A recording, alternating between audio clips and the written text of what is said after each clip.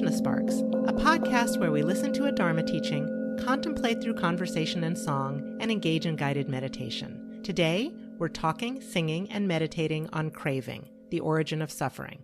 And we talk about marshmallows.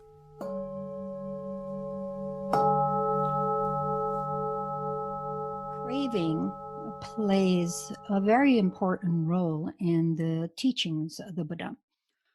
It comes up as a topic in many different talks that the Buddha gives during his life, starting with his first public talk, the famous Four Truths of Noble Beings. So let's look at that one first. In the Four Truths, the Buddha basically lays out what I like to call the architecture of samsara and nirvana. The first two truths describe dukkha, a Sanskrit word, which is usually translated as suffering, but really is much broader than what we think of as suffering alone. It means discontent, lack of fulfillment, something not quite rightness. Then there's the true origin of that dukkha. Those two are really describing the condition of samsara, another Sanskrit word, which basically means to cycle through existence again and again.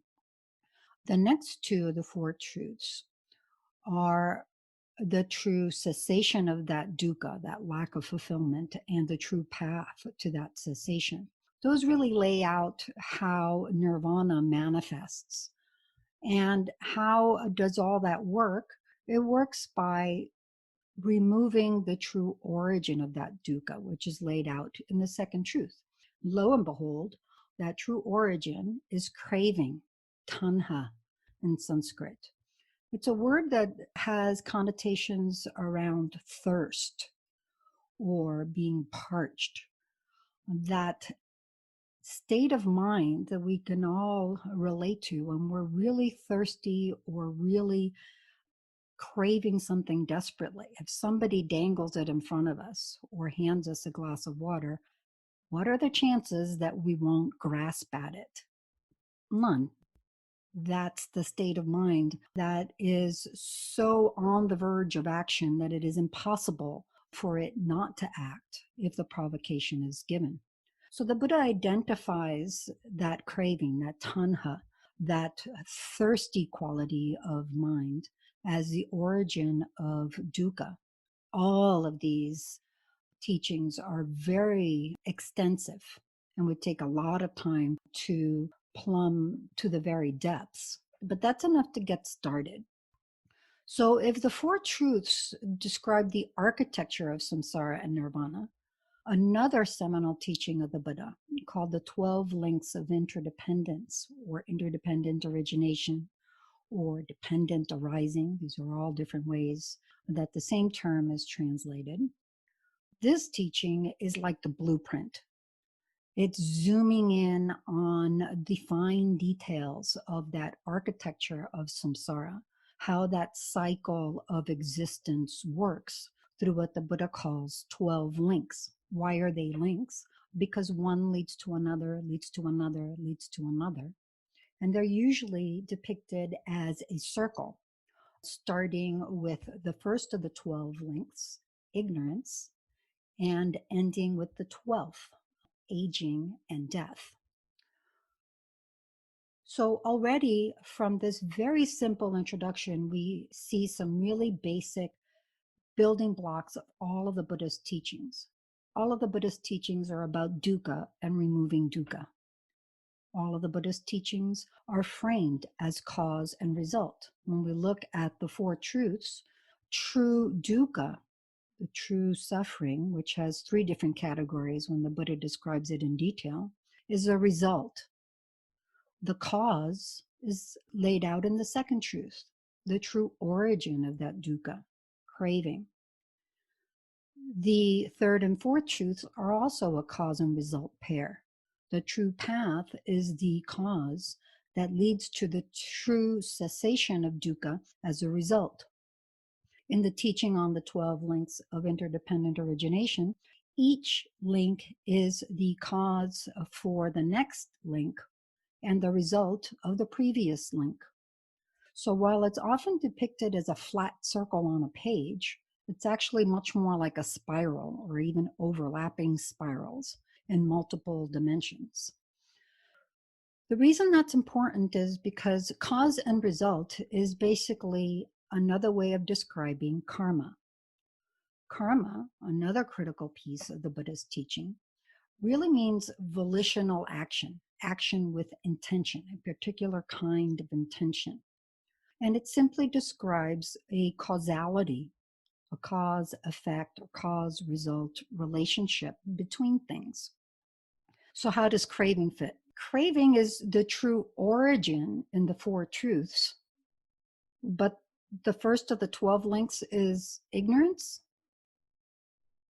How is craving not the first thing in the 12 links if it's the origin of dukkha? And where is it exactly on those 12 links? It's actually the 8th link. Well, maybe the Buddha just didn't get his arithmetic down. Maybe he's just not very good at counting. That can't be right. The Buddha's amazing at lists. He has the 4 of these and the 7 of that and the 35 of these. He's a counter. So what is craving doing as the 8th link if it's the origin of dukkha? Because the Buddha is not just a counter. He's an immensely profound, immensely skillful teacher. The way he presents the teachings is always embedded in context. So each of these explanations of craving depends on a context. And in either case, craving is seminal. When we're talking about dukkha, craving is the origin for a particular reason. When we're talking about the 12 links of interdependent origination, craving is the linchpin of that wheel. It's what makes that wheel move. It's what makes ignorance, the first link, actually operate to keep spinning. As soon as craving is removed, that linchpin is pulled out of the circle, the entire circle falls apart. The blueprint collapses. That is the elimination of the origin of dukkha if we flip back to the Four Truths. Basically, the entire edifice of samsara collapses by the removal of dukkha. Of course, this is a very simplified version of the 30-some years that the Buddha spent teaching, but it gives you the thrust of what he's saying. So let's find out what craving is. What is craving, if it's so important? Craving is actually a stand-in some ways for a much larger category of things. Recall that when the Buddha taught, this was an oral culture. Scriptures were not written down the way we normally think of them right now. And a lot of the times, certain terms were used as a shorthand to refer to a large category of items. Craving here in both of these teachings, but in particular in the Four Truths, is representing a large category of items known by another Sanskrit word, klesha. Klesha in the Kagyu lineage of Tibetan Buddhism that I practice is typically defined as any mental state, any emotion that disturbs the natural tranquility of mind. So again, we're starting to see that all of these teachings are lining up around samsara or nirvana. Sounds very dualistic, but it's actually more paradoxical than it is dualistic. How so? Well, those kleshas, those mental states, those emotions are intentions. They are volitions. They're more than just a mental state, like that craving, that thirst for a tall, cool glass of water or lemonade on a hot summer day. Kleshas are right on the edge of action. It's that intention that is the step before acting. Those intentions, those volitions, when they are allowed to propel action, yield karma. Karma is action that is motivated by kleshas, those emotions that have already disturbed mind's natural tranquility? What can come of action that is already embroiled in untranquil states of mind? The Buddha says only a negativity results from that. What kind of negativity? Dukkha, lack of fulfillment, discontent. Sometimes it is what we think of as suffering in more obvious ways: pain, discomfort, unease, anxiety, fear. Sometimes it actually feels pleasurable. The Buddha defined what we consider pleasure as a kind of dukkha. Why is it a kind of dukkha? Because it's actually just shifting from one kind of obvious dukkha, obvious discontent, to another.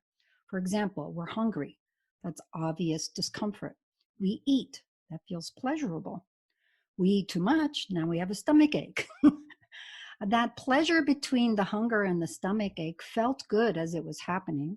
The Buddha is saying if you look deeper, it's always a relief of one suffering before another one takes over. Interesting. Then there's a third kind of dukkha, a neutral state, a pervasive kind of condition that I think about as the underlying vulnerability to any kind of discomfort, any kind of anxiety, fear, and longing. So all of these three, klesha, karma, and dukkha, are linked in a cycle. Kleshas roil the mind, embroil us, and drive us to act. That action is karma. Action driven by disturbed states of mind necessarily yield some kind of dukkha, an obvious kind of suffering, or a shifting kind of suffering, or a less perceptible underlying vulnerability. What happens when we experience that dukkha? Any of those kinds of dukkha lead, guess what, to more kleshas, more craving to get what we want, craving to get away from what we don't want, and a particular kind of klesha that leads to more karma, more dukkha, more klesha, more karma, more dukkha, more klesha, more karma, more dukkha. That is samsara, the cyclic existence of again and again and again. That's a small look, a very close-up look at those 12 links at the very simple version. But that cycle continues, as the Buddha explains, through birth after birth. So the larger cycle is rebirth, life, death, rebirth, life, death, also driven by that cycle of klesha, karma, and dukkha. So that gives a quick sense of how craving works in the larger context of the Buddha's main teachings on samsara and nirvana. What can we say about that subset of kleshas, disturbing states of mind that impair mind's natural tranquility? Well, that craving, which we see in the second truth of the four truths, which we see in the 8th of the 12 links, the linchpin of that wheel, stands in for things like hostility, aggression, hatred, greed, miserliness, desire, envy, jealousy, pride, arrogance, and so forth. There are said to be 84,000 of these and 84,000 dharmas, teachings to counteract them. Again, counting cannot be taken terribly literally at the time. 84,000 was a way of saying some huge number that is beyond comprehension or beyond the immediate ability of mind to deal with it. But what we're looking at when we see craving in action is that it is not just craving. It is a large body of mental events, mental states that provoke this cycle of klesha, karma, and dukkha, which is the crux of what the Buddha teaches to upend. So a lot of times, especially with the Four Truths, the Buddha is given a tough rap. He's so depressing. How can he say everything is suffering when I have so many happy instances in my mind, when I have so many happy memories? The Buddha is not trying to take away the pleasure and the happiness that we do experience. He says it is pleasurable. What he's saying is, despite it being pleasurable, it is conditioned on things. It depends on things we don't necessarily have control over. It always ends, this pleasure that we are aware of. It always depends on a lot of things. It is often a shift from one kind of obvious discomfort to another. Is that what we really want? From the perspective of the Buddha nature teachings of the Kagyu lineage, the answer is a resounding no. When we think that our nature is perfect purity in the sense of compassion, loving kindness, joy, caring, delight, equanimity, wisdom, then why would we settle for serial pleasure that we may or may not be able to repeat, that will be taken away when we least expect it? So when we look at it that way, all of these teachings around craving are pointing something out that's really important. These teachings are nothing less than an intervention, nothing less than a call to arms. The Buddha is inciting a spiritual uprising within us. He's saying, I refuse to accept this cycle of being under the dominion of kleshas, karma, and dukkha again and again and again without control, deluding myself that I can fix this thing or that, but knowing that that is always limited. Instead, express, manifest, radiate perfectly pure Buddha nature with all its wisdom, with all its compassion, with all its loving kindness, delight, equanimity, and all of the supreme qualities of mind, by upending a craving and this cycle of kleshas, karma, and dukkha to express our own true nature.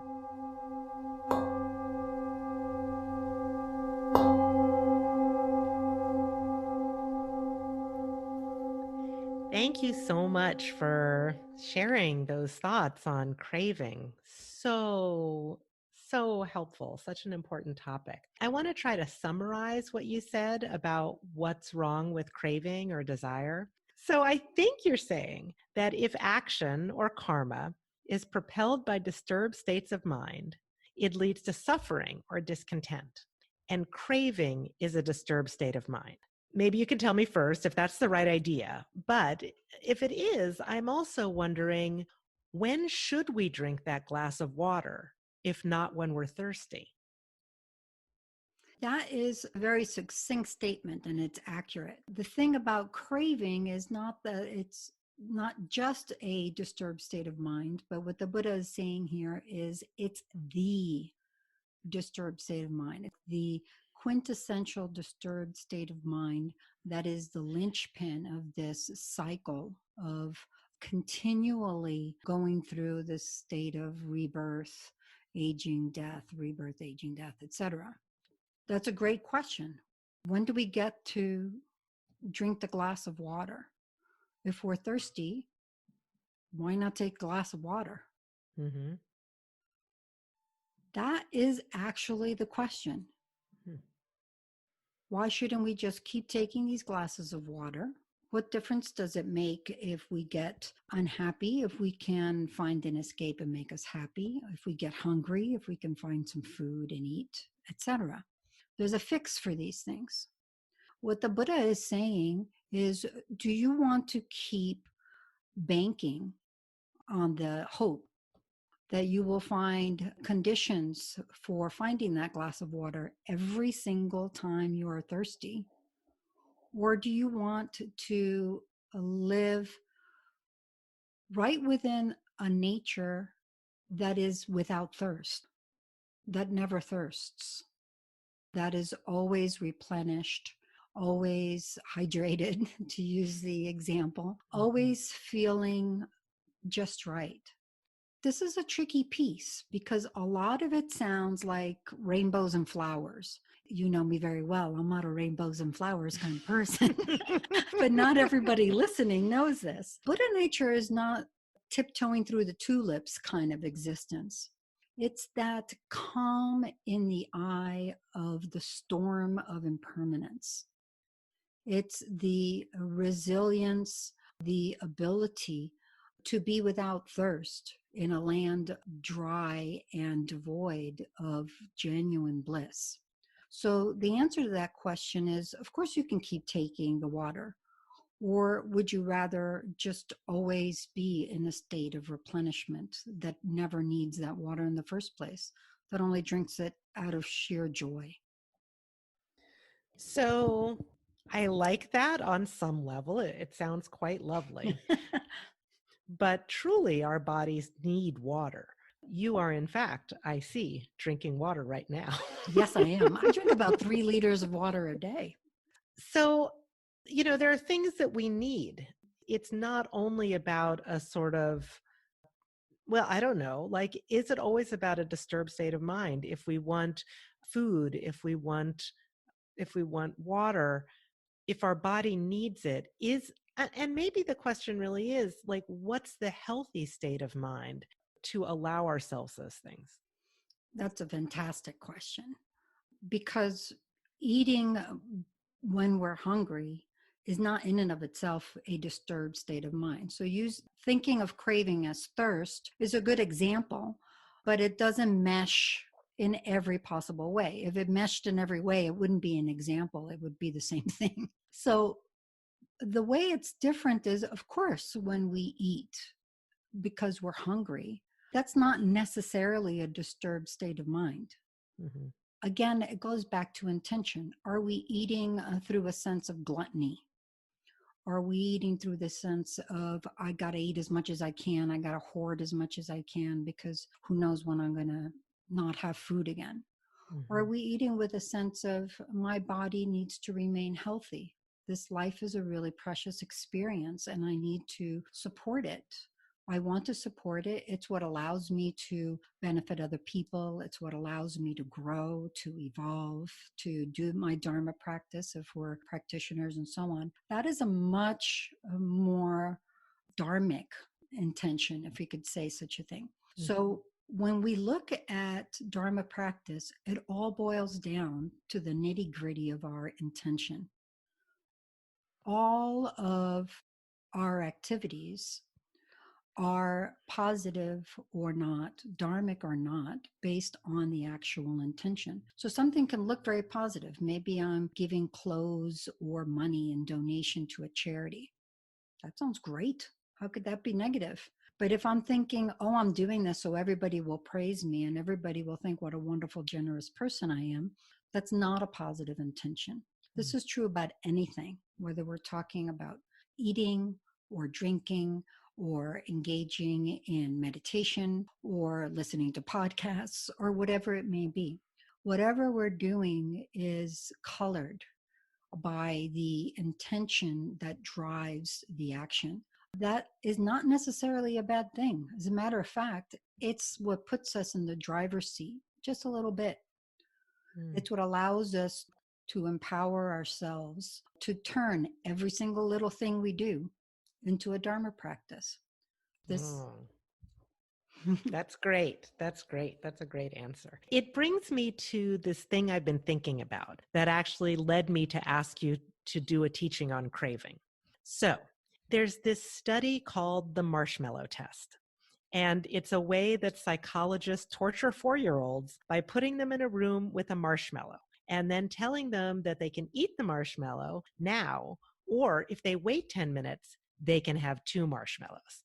So this is a study that was done in the 60s, and they were looking at delayed gratification. And then decades later, the researchers concluded that compared to the kids who ate the marshmallow, the kids who waited were better off on a lot of indicators of achievement. There have been additional studies since then that indicate there are other factors involved, like socioeconomic status and whatnot.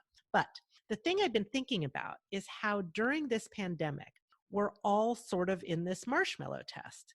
There's this thing we want, and it might be everyone's marshmallow might be different. Maybe it's going out to dinner with friends or having a party in your home or dating. We're each making decisions about whether we want to have the marshmallow now or wait for the marshmallow. And I had been thinking about this already, but then I saw somebody tweet something like, "This is what it's like to see our entire country failing the marshmallow test." But then I started thinking maybe it's not just about whether or not we eat the marshmallow. Maybe it's about how we spend our time when we're with that marshmallow or contemplating the marshmallow. So we could obsess about how much we want the marshmallow. Like, oh, I want the marshmallow, I want the marshmallow, and just think about the marshmallow. We could do something else. We could say, okay, I've got 10 minutes of time here. What do I want to do with that? And it's not even about the marshmallow. We might get really into this feeling of self-denial or even glorify that self-denial. So it also occurs to me that we can spend our time reflecting on our relationship with the marshmallow and maybe trying to loosen those bonds of craving. That's this thought that I've been having, and I wanted to see what your thoughts were about it. Wonderful. You can always bring all kinds of great insights into Dharma. This is actually a piece that is very critical when we're talking about the 12 links of interdependence, which I mentioned in the talk. Because when we look at craving as the origin of dukkha, and then we looked at the 12 links, and we saw that ignorance was the first of the 12 links. That connection is actually teaching that there is an immediate thing that can be done. Eating the marshmallow, not eating the marshmallow, ignoring the marshmallow. And then there's a more long-term approach. And when you look at Dharma practice, there are different modes of dealing with this dukkha. How do we take apart that architecture of samsara? From the Kagyu lineage perspective, as soon as that comes down, what's left is nirvana. There isn't something else to do.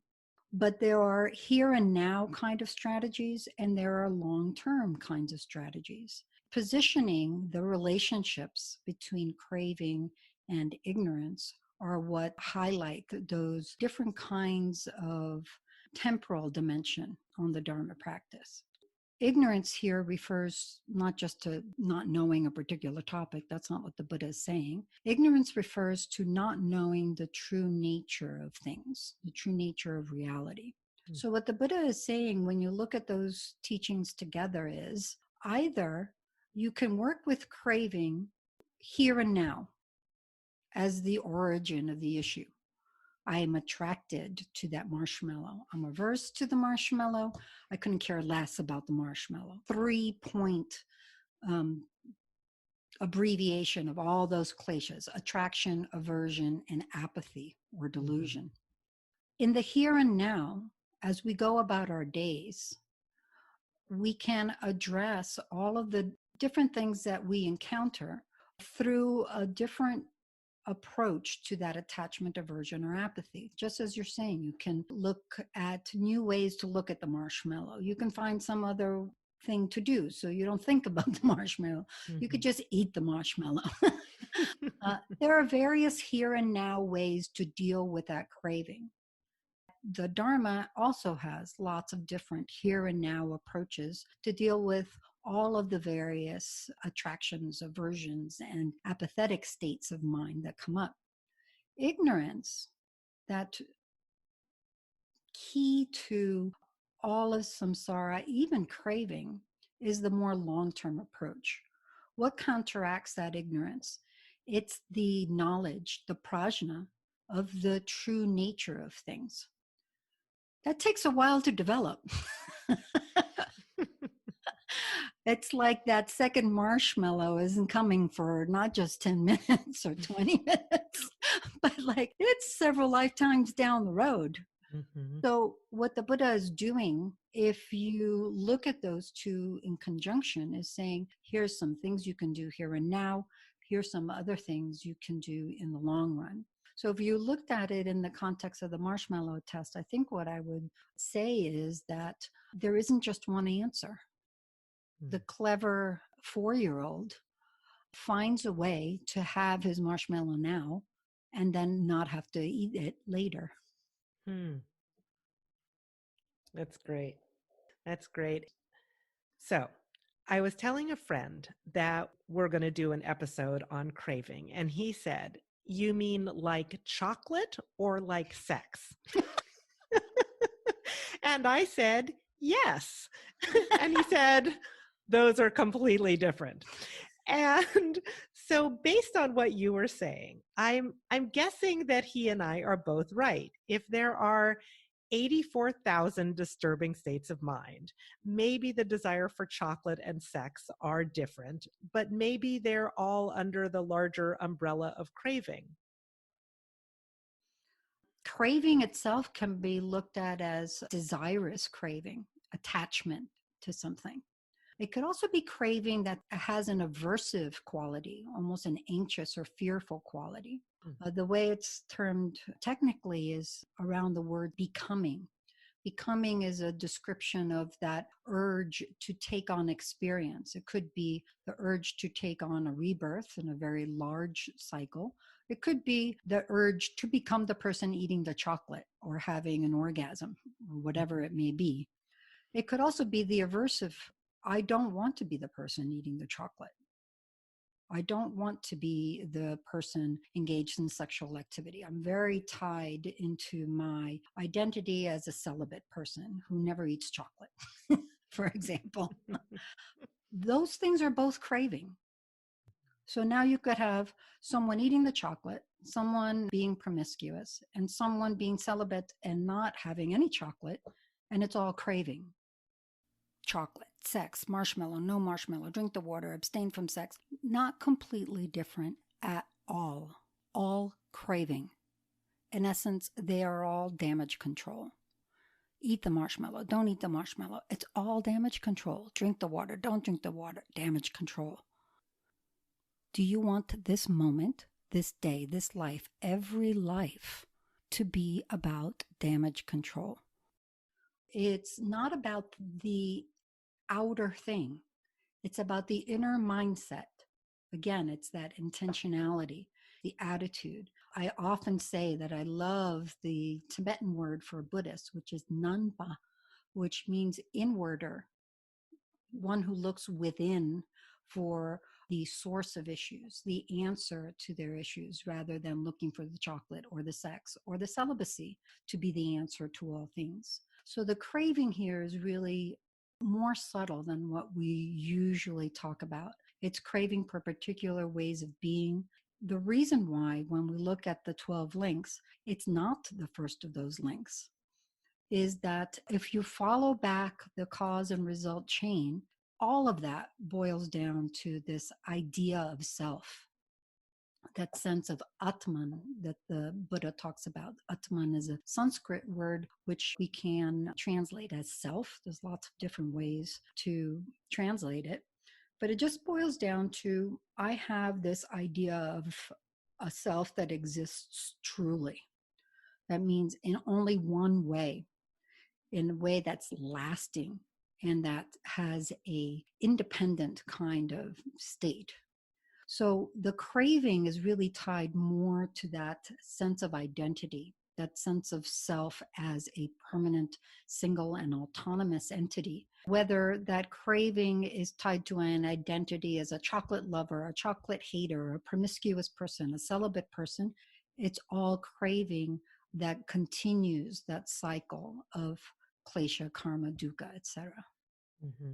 So what I'm getting is that it's not even so much about what action you take or don't take. it's about your intention around that, and also about how that may be connected to some view of yourself that you have. Is that what you're saying? Think about it. If you have an idea of self, a permanent, single, autonomous, real self, Mhm. what's the very next corollary? Other. Hmm. There's no such thing as a self without an other. What comes out of self versus other? I'll tell you what comes out of that. War comes out of that. Systemic racism comes out of that. Even things like loving chocolate come out of that. Because Mhm. what happens? Everything that is on the side of the self, everything that makes the self happy, everything that supports the self, that's good. I'm attached to those things. Everything that's on the side of the other, everything that's on the side of supporting, benefiting, helping the other is Mhm. bad. I'm averse to those things. Anything that's neither is in between. I don't even notice. I couldn't care less. I find I'm completely apathetic to those things. So that idea of a self is what births those very general categories, all the disturbing states of mind that can be described as attachment, all of them that can be described as aversion, all of them that can be described as apathy or delusion. Apathy is associated with delusion because the only way we're really apathetic about something is if we're deluded as to its true nature. If we really know something completely, it would be impossible to be apathetic to it. So basically, it's that idea of self and that immediate division into self and other that fractures our experience of things and divides everything into me and them. I really appreciate that. I mean, that's so many levels of depth about that. I feel like there are about 84,000 different topics that we need to unpack just from what you said. um, just one thought about dealing with craving and desire, because I don't think it's necessarily about whether you act on it then, but I also find for myself sometimes that if I act, then it's a way of not reflecting first, that if I have a pause there before I act, you were talking about the inward focus and just pay attention to that, it helps me to either act or not act based on maybe a calmer state of mind. Yes, that's really key. I mean, those moments of pausing, as you're saying, mindfulness or recollection, these are things that the meditation practice brings into our daily lives. So, of course, Buddhism is famous for that vision of a meditator sitting very still and cross legged and meditating. But another aspect of that meditation is what it does for our daily lives. And what it does is it gives us a little bit of space, a little bit of breathing room between that reflex of the kleshas and the immediate action. So that cycle that we've been talking about, klesha, karma, dukkha, in and of itself is already troublesome. But what happens is we're so habituated to that, we don't even see it. Without some kind of retraining for pausing and looking at mind, it's very hard to even notice that it's happening. So, what you're talking about is one of the results, one of the fruits, really, of meditation practice. The room to actually identify what's happening and to empower ourselves to be free. We often talk about freedom. I'm free. I can do what I want. I can do everything I please. But is it our highest aspiration that's free, or is it our kleshas that are free to run us around and have us do whatever they want? That pause you're talking about, that moment of silence, is where we say, I've had it. I'm making empowered choices for myself. I'm starting this revolution. Mm, great. Thank you. Is there anything else you'd like to share? It's a tricky thing with what are we talking about? 20 minutes, 40 minutes of Dharma talk and discussion. These are huge topics that the Buddha spent decades elaborating on, and many masters have spent centuries over the millennia in various heritage countries of Buddhism explaining in very different ways. So I would say simply the caution that, of course, this podcast does not exhaust everything there is to say about craving, the 4 truths and the 12 links of interdependence, not to mention non-self. So the idea, obviously, is to dip just a toe or a fingertip into the Dharma and see what we find of it. The beautiful thing about the Buddha's teachings is that much is chock full of richness. I always like to talk about the holographic quality of the Buddha's teachings. Every little tiny cell of a holographic film is able to produce the entire image. And every little piece of the Buddha's teaching contains the entirety of the path to enlightenment. This has been Lama Yeshe and Tania Israel. Next, you'll hear Heather Stevenson with a song, and then Lama Zopa offering a guided meditation. Shivni Ratna is our Tibetan singing bowl artist. Thanks for listening. May all beings benefit. Long ago, the Buddha left his palace. Saw we suffer, that we age and die. He sought a path with answers, became realized. Then he taught 4 noble truths to explain why. And samsara, it goes round and round. Our mind for kleshas, a breeding ground. Cause and effect, our karma drives our lives. We feel trapped, but there's a way out. Buddha nature abides with a calm, insightful mind. Craving subsides. Could there be 84,000 kleshas? Disturbed states of mind too great to count. Anger, fear, discomfort, even pleasure. But there's just as many dharmas to surmount. And samsara, it goes round and round. Our mind for kleshas, a breeding ground. Cause and effect, our karma drives our lives. We feel trapped, but there's a way out. Buddha nature abides with a calm, insightful mind. Craving subsides. What to do if you have a marshmallow? Do you eat it? Do you wait for more? Maybe it's not what you do that matters, but whether your mind is in an uproar.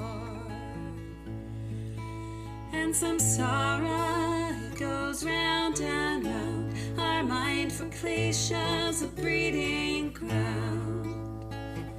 Cause and effect, our karma drives our lives.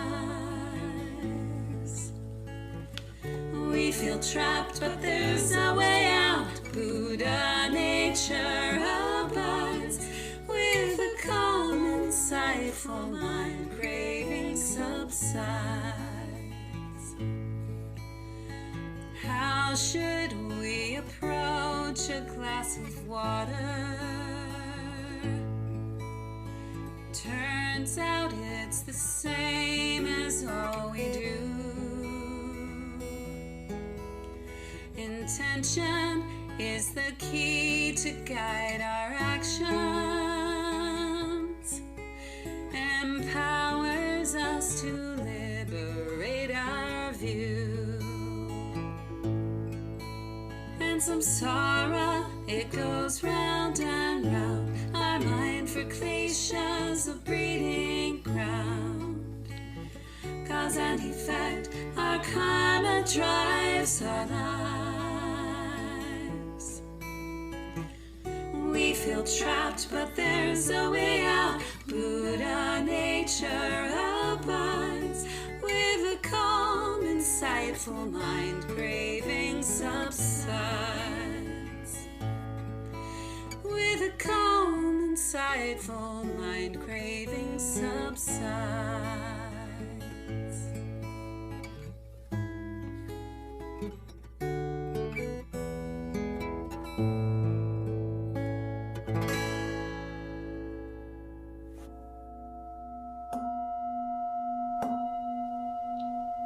Welcome. Today we'll begin our meditation, as we usually do, with shamatha, Shinei meditation in Tibetan, or calm abiding meditation, which is in part really just learning how to develop the ability to pause, to step back, to drop into our own space. This is the essential foundation for reclaiming our own power. So to begin with, just take your seat, feel your presence, your embodiment in this moment, in this particular place and time. You are here. You have arrived. And out of this embodied presence, really being right here, right now, turn your attention to your breath, to the flow in and out of the breath, using it as an anchor for your awareness. If you find yourself getting distracted by thoughts or feelings, or any other concerns, just recognize that without judgment and bring your awareness back to the flow of the breath. It is always available for us, and we can use it to hone our attention in this moment, finding that sweet spot right between the resting aspect of mind and the clarity aspect of mind, fine-tuning it such that we're clear and present without agitation, grounded. So we'll meditate like this for 1.5 minutes, but I encourage you to pause this recording and take a little bit more time, 5 minutes, 10 minutes, to really settle into this space. So let's begin.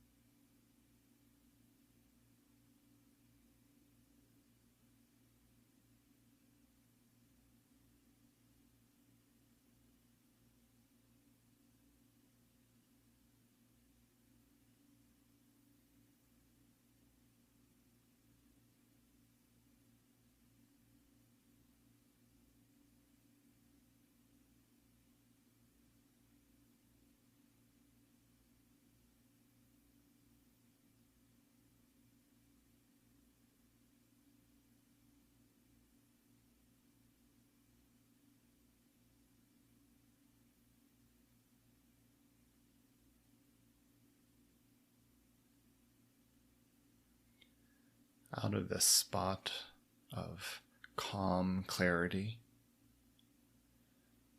we'll now turn our attention and our practice to the analytical meditation, getting to examine in depth craving in our own experience. So with the analytical meditation, we're working with our minds out of this state of tranquility that is also very sharp and clear that we've established through the shamatha. And we're learning to look deeply so that we can untangle the hooks and barbs of craving that we have embedded in us, to start to work our way free from those. So turn the attention of your analytical meditation towards craving. Look at it through the lens of your immediate experience. Now remember, craving is not only badly wanting something, it also underlies our aversion, our fear. When we are afraid, when we are disgusted, that comes out of craving.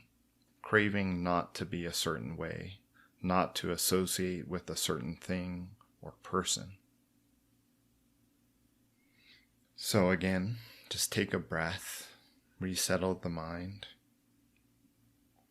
and look into an experience that you are having right now, or call to mind an experience you have had of attachment or aversion, and cut straight to the experience of craving. Identify it. Allow yourself to be with it dispassionately, without believing its story, or getting lost in its content, or running away from it. So here we're seeing, identifying, recognizing our own experience of it, and allowing ourselves to be with it without being controlled by it.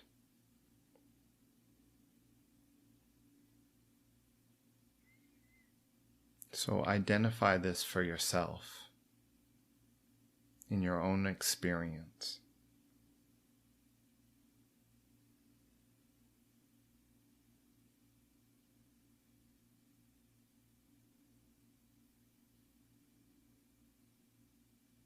As we investigate, there are many questions we can ask. Is this strong feeling me, myself? Do I have to react to it, or can I be with it?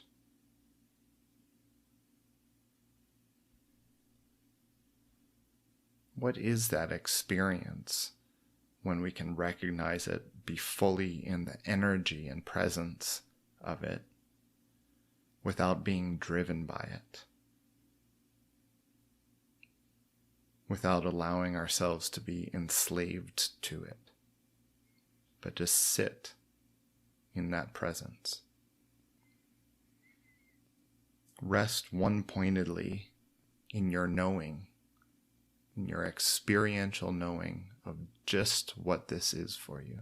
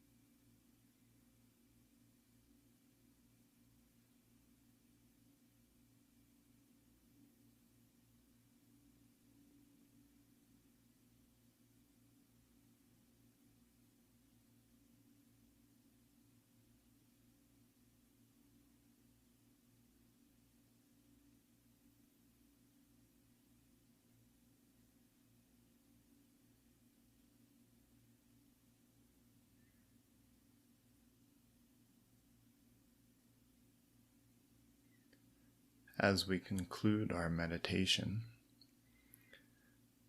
take a moment just to hold on to that resiliency, to allow yourself to feel this experience of not being dominated by our feelings, by our emotions, particularly by this craving to be one way or the craving to not be another way. Whether it's adversive craving or the craving that grasps after a person, a place, a thing, a way of being, an emotion, recognize that you have this capacity available to you at any time to not fall into that, to not chase after it, but to reclaim your power. And the more that we practice in this way, going through the stages of listening, contemplating, and especially meditating, the greater our capacity for this will be revealed. So to conclude with, please take whatever goodness that has come from this practice and give it freely to yourself and to all beings who are just like us, who want to be free and happy and not to suffer, and dedicate so that they may have just that. Thank you.